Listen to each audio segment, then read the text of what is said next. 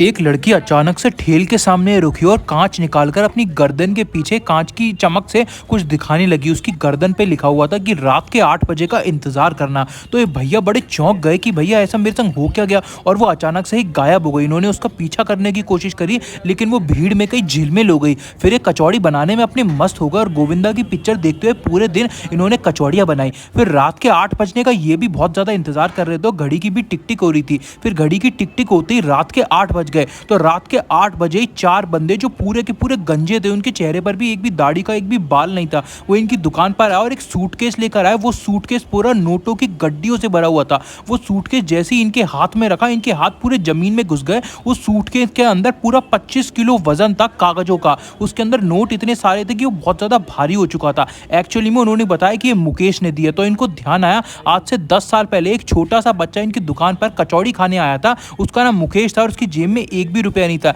लेकिन इन प्यारे से भैया ने उसको ऐसी कचौड़ी दे दी। तो फिर कचौड़ी खाकर उसने बोला कि आपका एहसान मुझ पर रहा, मैं आपको इसका एहसान जरूर लौटाऊंगा। तो आज 10 साल बाद वही मुकेश ने अपने आदमी भेजे और इतने सारे नोटों की गड्डियों से भैया का एहसान वापस चुका दिया। तो भैया ने बहुत सारे पैसे लिए और बहुत और अन्य लोगों की मदद कर दी। और तब से इनकी दुकान पर जितने भी लोग आते हैं सबको कचौड़ी और आलू की सब्जी फ्री में बांटते हैं। और इनकी दुकान पर भगवान जी की ऐसी कृपा है कि दुकान पर आने वाले लोग कोई भी खाली हाथ नहीं आता। क्या है, उसके पास पैसे हो चाहे नहीं हो, वो हमेशा कचौड़ी खाकर वापस जाता है। और इनकी दुकान पर कभी भी आलू की कचौड़ी और पूड़ियों की वो आना कभी बंद नहीं होती, हमेशा डोंगे चलते ही रहते हैं।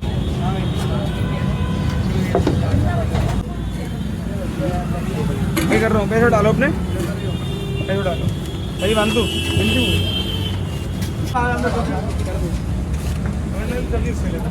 भैया 2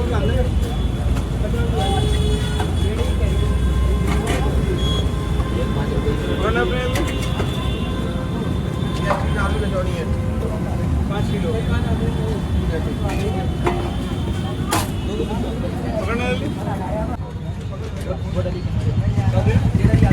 दे रहा हूँ। ये करीब 12 दे दो ना, ठीक है। कर रहा हूँ